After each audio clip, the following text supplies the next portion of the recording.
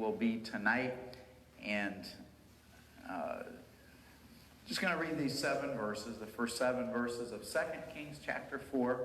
And this is going to be another one of these messages tonight, maybe somewhat like the Sunday school lesson was this morning, where we'll read a story and then we'll just kind of try to imagine it and try to live it out and be there with these characters for a little bit, and then a couple of hopefully pretty obvious truths, but things that we need to be reminded of, things that we know but we don't really know. And I don't like to learn a truth so that I can know something that somebody else doesn't know. I like to learn a truth to give me something that I can obey. I want something that's going to change me. I want something that's going to be practical, something that I can use. And certainly there's nothing wrong with any type of Bible knowledge that you get. But if all you do is learn things and you can't put them into practice, then you're just filling your mind up, and that will puff you up, and that will cause pride. And knowledge of the Word of God ought to be something that humbles us, something that inspires us. It can excite us. But just, it's not about us. God doesn't teach us things so that we can boast in how much we know. He teaches us because He is the master teacher, and He wants us to learn things. That's one of the things, I'm not professionally, by profession, I'm not an educator. I was been a principal of a school a couple different times, and I have some education in school administration and things like that. But my wife has been teaching for many, many years, and our philosophy of education is learning isn't how much you know, as much as it is learning how to know what to do with what you know. And the educational experience is not just how many facts and figures you can, just the rote memory and the ability to answer questions and to be able to check off things on the list, as much as it is you learn things. And to me, you haven't learned something unless it's something that you do. Jesus said, if you know these things, happy are ye if ye do them. And so that's kind of what I want us to do tonight. This isn't going to be a story that you're going to say, I never noticed that story in the Bible before. There are stories like that in here. A lot of times in my Bible reading, I'll say, why haven't I ever heard a sermon about that? That's just as interesting as some of these famous Bible stories that we tell. And usually when I jot those down and stick them in a corner of my desk someplace, eventually it gets turned into a sermon, right? But tonight's going to be hopefully kind of a familiar story. In 2 Kings chapter 4, let's stand together if you would, and we will look at the story of Elisha, one of the little encounters that Elisha had. And I'm going to read verse number 1 of 2 Kings chapter 4. Now there cried a certain woman of the wives of the sons of the prophets unto Elisha, saying, Thy servant my husband is dead, and thou knowest that thy servant did fear the Lord, and the creditor is come to take unto him my 2 sons to be bondmen. And Elisha said unto her, What shall I do for thee? Tell me, what hast thou in the house? And she said, Thy handmaid hath not anything in the house, save a pot of oil. Then he said, Go, borrow thee vessels abroad of all thy neighbors, even empty vessels, and borrow not a few. And when thou art come in, thou shalt shut the door upon thee and upon thy sons, and shalt pour out into all those vessels, and thou shalt set aside that which is full. So she went from him and shut the door upon her and upon her sons, who brought the vessels to her, and she poured out. And it came to pass, when the vessels were full, that she said unto her son, Bring me yet a vessel. And he said unto her, There is not a vessel more, and the oil stayed. Then she came and told the man of God, and he said, Go sell the oil and pay thy debt, and live thou and thy children of the rest. Lord, I thank you for this miracle that we just read about. I pray that you do a miracle in our lives tonight. In Jesus' name, amen. You may be seated. So I don't know if you followed what just happened here. Sometimes when you're reading things, I don't know. I guess we live in a day where we talked this morning a little bit about how the Bible just sits there. The Bible is a still small voice if we'll pick it up and read it, right? And everything else in our lives has to have. That's why a lot of church services these days have got to have all the fog machines and the lasers and things like that. I like for church to be a bright place. I've always thought it was interesting how when you go by a bar, the outside of it has neon lights all over it, drawing people in, looking how exciting and how beautiful this is. And I've heard that when you go into those places, they're very dimly lit. They're very dark. People are kind of, even though they know they're doing wrong and they're continuing to do it, it's almost like it's built in a little bit of shame and a little bit of knowledge that they don't want a lot of light shining on what they're doing, right? They want to be hiding in a corner someplace. And yet churches, a lot of times, they're just pretty simple little frame buildings maybe. I know a lot of times back when I was a teenager, a lot of people started building. The church I grew up in was a steel frame building that they just finished out on the inside. But it looked like a big hay barn or something like that on the outside. But when you went on the inside, it had bright colors, it had really bright lighting, and the organ was playing real fast, and people would say, you know what, this is an exciting place to be. And so a lot of times, things that are the most important are the things that don't clamor for your attention. It's the things that you probably shouldn't be doing. Those are the things that sometimes really get they try to jump up and down and make a lot of noise. And so this story in the Bible is it's a neat story that really happened, and I want us to look at this story not just as something that we've just read a bunch of verses and said, yep, that was a Bible story. I mean, this is something that if you listen to what it says, it was pretty exciting. I mean, if you'd have been that lady, you'd have been pretty excited about it. If you'd have been one of those two boys, you'd have been pretty excited about it by the end of the story. So let's just look and see what happened here. Let's go back to verse number 1. There cried a certain woman of the wives of the sons of the prophets unto Elisha. Now, one of the things that you see a lot in the stories of Elijah and Elisha was that they trained men of God. In fact, we have I said earlier tonight when we were living in the prophet's chamber, right? And the missionary family that's staying upstairs in the other building is what we call the prophet's chamber. You know where that came from? Elisha was a man who took care of people. There was a story one time where they were actually building a dormitory for their college, and one of the guys was swinging his axe, and the axe head flew off, and he said, I'm gonna get killed. That was a borrowed tool. And Elisha did a miracle. There was a miracle done, and the axe head floated up, and the guy grabbed it. And it had to do with these sons of the prophets. When Elijah and Elisha were going, and when the mantle fell and things like that, all those things. There were these sons of prophets that they kept meeting. So there were several different places these people showed up. And because I told you I was going to do this, look at verse number 8. It starts a different story, but it's just interesting because it kind of helps you understand this is what the types of things that Elisha did. It fell on a day, I'm in the same chapter now, 2 Kings chapter 4, verse 8. It fell on a day that Elisha passed to Shunem, where was a great woman, and she constrained him to eat bread. And so it was that as oft as he passed by, he turned in thither to eat bread. So as Elisha would go through this place in Shunem, there was a lady that said, hey, here's a man of God. God will bless us. We need to take care of this guy. So she found out he was there. She would call him into their home, and she would prepare a meal for him. And he would say thank you, and he would leave. Now, she said, you know what, this guy comes through here a lot. I want him to know that whenever he passes through this area, there's somebody who appreciates him and wants to help take care of him. So this was the idea she had. Verse number 9, she said unto her husband, behold, now I perceive that this is a holy man of God, which passeth by us continually. Let us make a little chamber, I pray thee, on a wall, and let us set for him there a bed and a table and a stool and a candlestick. And it shall be when he cometh us that he shall turn in thither. That's where prophet's chamber came from. Do you know that? That was something that they did in the Bible.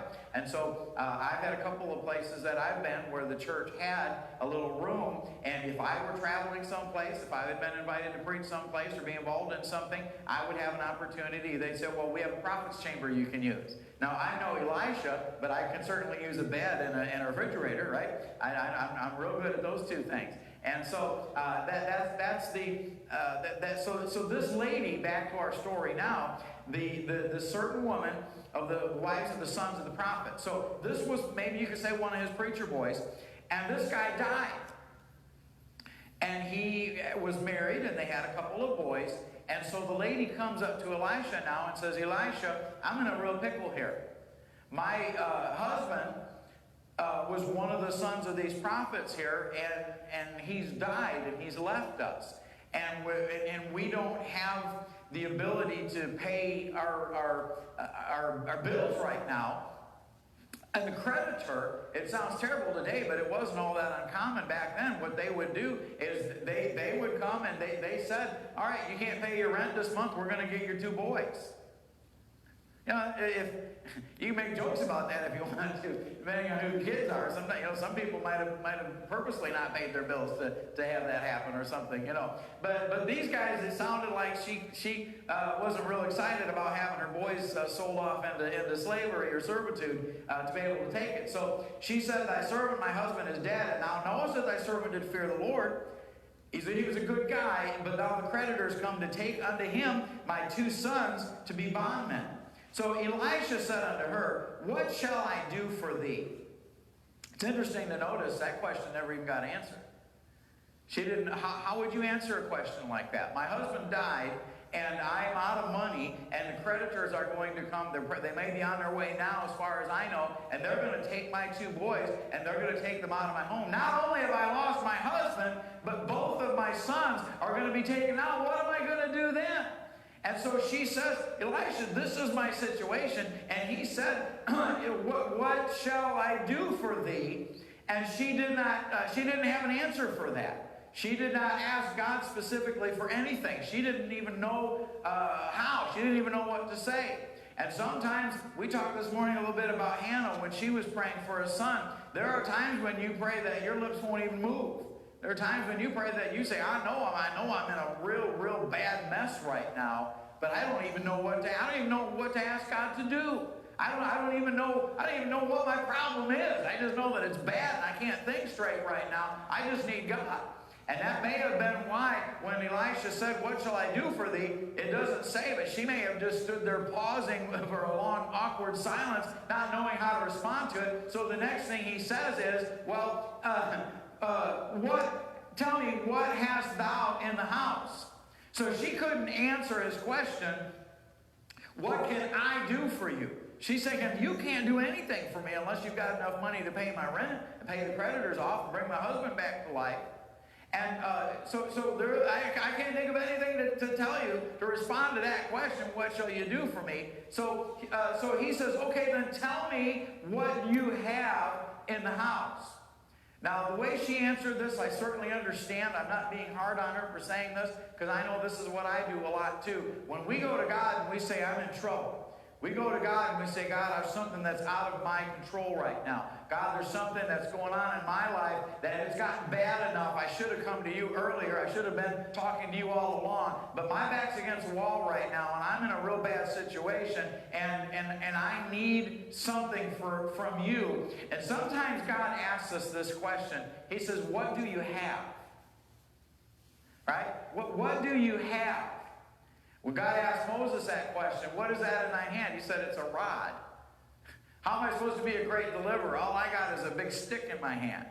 But you see, God wasn't so much interested in what it was or how valuable it was. He was interested in whether or not it was going to be something that you would give to him and let him do something with it. And so when Elisha asked her, tell me, what hast thou in thy house? And you know what she said? She said, thy handmaid hath not anything in the house, save a pot of oil. And if you look at it this way, Elisha said, what do you have in your house? That's what God wants me to ask you. What do you have? I know you don't have a husband. I know it looks like you're not even going to be able to continue to have your boys. And likely you may not even be able to keep your home here. But what do you have? And she said, her first thought was, I don't have anything. There's nothing in my house. Now, as an afterthought, she said, the only thing I got is this little pot of oil. but that's, I don't even know why I said that. That's nothing. Let me go back to my original statement. I don't have anything. I don't have anything that's going to help for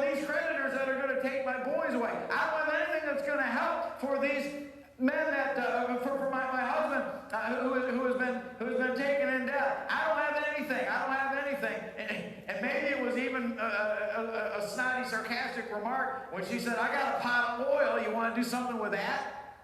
And God so often says, I didn't ask you what you don't have. That's up to me what you have and what you don't have. What I want from you is, even if you don't think it's enough to do what you think needs to be done, when I ask you what you have, just be honest and tell me, even if you don't think it's enough. How many people never serve God because when he says, what do you have? They say, I don't have an education. I don't have good looks. I don't have good hair. You know, I don't have money. I don't have talent. I don't have skills. I don't have a personality. And God says, look, I'm not asking you to give me what you don't have. I'm asking you to think about what do you have, and are you willing to give what you do have to God? And so she said, I don't have anything in the house except a pot of oil. And as soon as Elisha heard her say, save this one pot of oil, that's all I've got. Yeah, there was a little boy one time when Jesus had thousands of people that he wanted to feed. What do we, does anybody have any food to give them? Yeah, I got some bread and some fish. Right, but what are they among so many? The little boy's hands are not going to do much at all, but that little boy gives them to Jesus, a miracle's about ready to happen.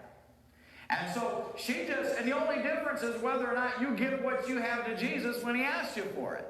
You can't do a miracle. You can't feed 5,000 people with the loaves and fishes. You can't do things like that, but God can. And whether or not he does is up to him, but whether or not we give him what he asks for us to give him, that's up to us. And so so here's what he did. He said, oh, you got a pot of oil? Okay. Here's the plan.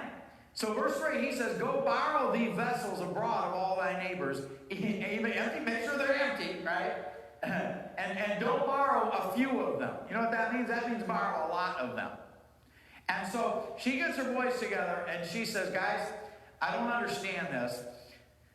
You know the situation we're in. I don't know what your lives are going to be like as soon as the creditors come and take you away. I may never see you again, and I'm your mother. And it's already been a pretty hard thing in my life, but God sent his man along, and I asked him, what can be done? And he said, well, what do you have? I told him I didn't have anything. I just got this bit of oil. And here's what he told me. He said to go out and borrow a bunch of empty vessels. I don't know what we're going to do with empty vessels. I don't have anything to put in them. But we don't have any choice right now. Let's just do what God said to do. And so we're not told how many vessels they got. But those boys, I would guess maybe, I don't even know how old they were, but I guess they probably would have gotten, were they excited about it or were they embarrassed about it? They knocked on the door and, yes, do you have any empty vessels we could borrow? What do you need them for? I'm not really sure. My daddy died, and the creditors are going to come and take us away from my mama, but the man of God said we're supposed to borrow a bunch of empty vessels. And they talked their neighbors into giving them as many empty vessels, and they were probably carrying those things home saying, what are we going to do with these things? Is this just to remind us that we don't have anything? I don't know what their attitude was about it, but I'll tell you something that happened. They brought all of those vessels, they brought them all into the house, and the only quantity that they were given as to how many vessels they were supposed to get, he said, make sure they're empty and make sure there's not a few of them. And so they went around and they got all these vessels and they gathered them all together. And when they finally said, that's all we can get, her mom closed the door. Their mom closed the door, and she takes this, the thing that she had, which was just, I don't know how much was in it. Wouldn't you guess there wasn't much in it? Even if it was full, it doesn't matter at this point. So she takes one of these empty vessels, and she's like, okay, I'm going to take something from this vessel and put it in this empty vessel, and then I'm going to have two empty vessels. That's really, this is really a great plan. So she takes the empty vessel, and she pours it, and she pours it, and she sets the thing down, and she says, yeah, that one's full. And she looks, and she says, what happened? This vessel that I poured out is still full.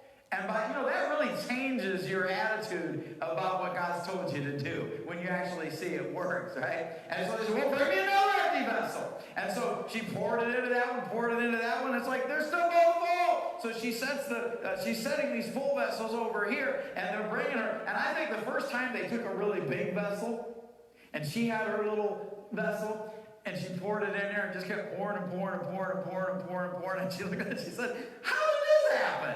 I mean, it was hard enough to understand how I could pour one in and have them both be full. But there's more. God has made more out of what I gave him than I had to start with. And he will do that in your life too. And they just kept pouring it and pouring it and pouring it and pouring it and pouring it. And they probably got really excited about it. They probably, she probably was still grieving for her husband. She may have been thinking, my husband would have loved to have been here to see this. And she may have still been thinking, you know what, this is really sad that the creditors are going to come take my husband away, but we sure are having a time right now. This is going to be one of the last memories that we had together, something that God did for us here. And so she kept pouring it. She's like, boys, come on, bring me another one, bring me another one, bring me another one. And probably trying to be careful not to spill it. And she just kept setting them up and setting them up. And they're like, have you ever had God do something like that in your life where you're just like, wow, this is really fun. Look at this. It just keeps coming. It just keeps coming. And they were having that kind of a family revival that night. They were having all kinds of hooping and hollering and praising the Lord for what he was doing. And then this is probably the first sad thing that happened once this whole thing started. She fills one up. She says, bring me another one! Bring me another one! Woo-hoo! Let's keep going! And one of the boys had to say, sorry, Mama, that's all we got. And they realized, you know what? If we would have got more vessels, we'd have had more oil. We were only limited by the container that we were willing to let God fill up. That was the only thing that prevented God from doing anything in their lives. And so once they did that, when they were full, it came to pass, and in verse 6, when the vessels were full, that she said unto her son, bring me yet a vessel. And he said unto her, there's not a vessel more. And the oil stayed. If they would have gone back out and gotten some more vessels, it wouldn't have worked the second time. It was only going to work as long as they did it the way God told them to do it. And so she came and told the man of God, and then he said, well, looks like you don't have to lose your boys now, do you? She says, what do you mean? He says, well, you have more oil than you're ever going to need. Go sell it. And when the guy comes to pick up your boys, just give him the cash. And tell him, sorry, you're not my creditor anymore. Because this satisfies the bill. And they're going to say, where did you get all that money? And she's going to say, well, I had some oil in the house, and I sold it. I invested in oil, and it had a pretty good return this quarter, and I was able to pay my bill off. Thank you for your time. You can leave now and leave my boys here. So just a couple of simple things I'll just mention in this story. She was desperate. And whenever I look at a story like this, I know that somebody that's listening to this story is also desperate, probably tonight. I know sometimes when I read this, I'm desperate. I know if I let myself think enough about it, there's probably something in my heart right now that I think, you know what, if God could change that and make it different, I sure would be grateful for him. There's some specific things in your life right now. Maybe you're not in danger of having your kids sold off on you. But there's something that's probably just as troubling to you as that might have been to her. You don't know what's going to happen next, but you know that you're desperate. And she did not ask God specifically for anything. She didn't even know how. When he said, what do you want me to do for you? Okay, let me put it this way. What do you have in the house? And she said, I don't have anything. Honestly, I don't have anything. All I have is this little cruse of oil, this little vessel with oil in it. So when Elisha asked her what he could do, and there was no answer, he simply focused on what she had left. You remember, a lot of times I don't put these things in my notes, but I just keep thinking of similar things that illustrate the same truth, that God will take care of you if you will give him what you do have. Do you remember that time Paul got shipwrecked? And they ran up on a thing, and the ship broke into 1,000,000 pieces. And then some of those people survived by grabbing on the floating wreckage of their ship, and they floated to shore on that. Sometimes that's all you got left. And you could say, well, I might as well drown. My ship's all broken up. But God says, no, if you got a broken board, give me the broken board, and I'll show you how I can save your life. If you will give me, don't worry about what you used to have that you don't have anymore. Don't think that because my husband's gone, now I can't serve him anymore. Don't think that because I don't have any money to pay my bills, that God's not going to find a way to take care of me anymore. Don't think that because I have broken my heart and I've broken God's heart and I've sinned, that God can't use me anymore. God is a master at taking what you think I don't have anything. He puts something on your mind that you do have, and you say, I have something, but it isn't something that's going to help. And God says, just try me. Just don't focus on what you don't have, and just give me what you do have, and I will use it. And I can probably do a miracle with it. He focused on what she had left. Whatever you don't have, focus on what you do have. He knew what God could do with what she had if she would give it to him. I don't know why. I just have always liked this little phrase here. If there ever were dreams that were lofty and noble, those were my dreams from the start. And the hopes for life's best were the hopes that I harbored down deep in my heart. But my dreams turned to ashes. My castles all crumbled. My fortune turned to loss. So I wrapped it all in the rags of my life, and I laid them at the cross. So what's God going to do with broken pieces? Something beautiful, something good. All my confusion, he understood. All I had to offer him was brokenness and strife, but he made something beautiful out of my life. That's what God does. This is just a little story, 7 verses long, tucked away in the Old Testament, of a real lady who had really lost her husband, was just about ready to lose her 2 boys. A man of God came along and said, what do you have? And she said, I don't have anything that's going to solve my problems. And he said, but if you take what you do have and do what God wants you to do with it, just see what he'll do. And this story we don't look at this story much as this poor lady whose husband's died, although he was really gone. We don't look at this poor lady who was about ready to get foreclosed and have her sons taken away. We look at this as a miracle of the oil that stayed not. We look at this story. We know more about the lady's oil than we do about her husband. Her husband was a man of God. She was faithful. She told Elijah, my husband was a good guy. But we had several verses talking about how God just kept taking this oil. What is oil? They just kept taking this oil. It was something that God did a miracle with.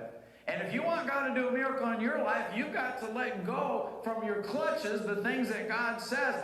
Don't make excuses about what you don't have so that you'll decide that you can't do anything for me. Give me what you do have, and I'll see what I can do with it. Well, a couple more things here, and I'm done. He also knew, Elisha that is, he knew that this lady was limited only by how much she could receive. Tonight, if you need something from God, God has unlimited resources. And whatever you need from God, he has it. He wants you to have it. He's looking for a vessel to put it in. He could create a vessel and give it to you, but he doesn't want to do that. He wants you to give him the vessels that you can find. He wants you to give him why don't you just let him fill you? Why don't you just say, God, make me a vessel of honor? Right? I want you to be able to fill me and use me. And your limitation is only how much you will receive. And the faith to display to God what you are willing to receive is going to be what you bring him to fill. Why don't you just empty yourself tonight and say, God, I've got something, I'm in a pickle tonight. I have got some things going on in my life that I'm out of answers. And your word reminded me tonight of an impossible situation. A lady, if we didn't know how the story was going to turn out, if I had just read the first couple verses of this and said, oh yeah, this is a story about the lady that had her 2 sons taken away. You'd have said, yeah, that was sad. Right? But we don't look at that story this way because that lady made a choice that I want to make tonight. That lady said, I'm not going to focus. I'm not limited by what I don't have. I am limited by what I don't give God of what I do have. And even when she was told, go have your boys go out and see how many empty vessels you can borrow, I believe that was illustrating God has unlimited. If she would have had a whole house full of empty vessels, she might have still been there today pouring it out. Right? Sooner or later, she was only going to be experiencing the miracles based on how much she was ready and willing to receive from God. And then the only thing else that had to happen was that God provided the miracle. Now, I told you tonight, I warned you ahead of time, this was not going to be a message that you were going to be able to outline and go back and study later. A very simple truth tonight. The next time you find yourself in a situation where it is hopeless, it's not just that it seems hopeless, it really is. I want you to remember, again, the same God that saw that little widow and said, I'm going to take care of her. I'm going to take care of her in a unique way. This isn't what I do every single time. This is probably not the exact way you're going to get to pay your bills. But the same God and the same faith and the same resources and the same love and care that God has for his children is available for us today. It always is. And what we need to do tonight is just say, God, in some ways, I'm in trouble. And I don't know what I'm going to do. And I have been focusing and worrying and fretting about the things that I don't have and how terrible it's going to be. And would you just help me focus a little bit on what you have given me, the blessings that you've given me, what I do have left. Let me just commit that to your hands and let me trust you with it. And if you choose to do a miracle with that, I'll praise you. If you don't see fit to do the same thing for me that you did for this widow, you're still good. I'll still praise you. But you're never going to get those types of miracles when you keep hanging on to that thing that you don't think is good enough to give him. You need to take what you have that you don't think it's good enough to give him and just give it to him. And just let it be up to him what he does with it. Lord, I pray that you bless this message tonight. Maybe there's people here tonight and their lives are pretty good right now. Maybe this is just something that would come in form of a time release teaching that they're when next time they are in trouble. Something about this story, again, may come back and encourage their hearts and point their eyes towards you and your provision. Maybe there is somebody here tonight who really is struggling with something and maybe just didn't know what they were going to be able to do when they get home tonight, or what they were going to be able to do tomorrow or this week. And I just pray that you would provide miracles. I pray that you would comfort the heart of that person. Maybe there's a young person here tonight who they believe God would like to do something with their life, and they just don't feel important or significant enough. I just pray that whatever our situation is tonight, that we would just, it is probably not going to be a little vessel of oil, but there is something that we have tonight that you could use if we just would let go of it and give it to you, put it in your hands, see what you would do with it. Maybe there's one here tonight who's never been saved. I pray that this would be the night that they would realize their sinful condition, their need for salvation, and the wonderful pardon for their sin that Christ offered by his sacrifice on the cross and his victory over death. I pray tonight, if there's one who's not saved, that they would come and let the Word of God show them how they can be saved. We'd rejoice in that. We also ask that you'd help provide for us as a church, provide for our missionaries, provide for our finances, provide a strong recovery as we return to a sense of normalcy in our ministry. I pray that you would just, perhaps even like you multiplied this little bit of oil that was in this lady's vessel, maybe as a church we can continue and maybe we can begin like never before to be able to give you what we have. Let us serve faithfully here. Let us do our best. Let us work. Let us be supportive of your cause. And we would certainly like to see good, solid growth. We'd like to be able to reach people, see folks get saved and baptized and into the church and become soul winners, become victorious over sinful things in their life, just filled with your power. Give us young people who will grow up to serve you. I just pray that you'll just give us a hunger and thirst for miracles of God. We ask tonight, as we have an opportunity to pray, that you would guide us even as we pray. We'll stand together and she'll play an invitation song. Would you pray?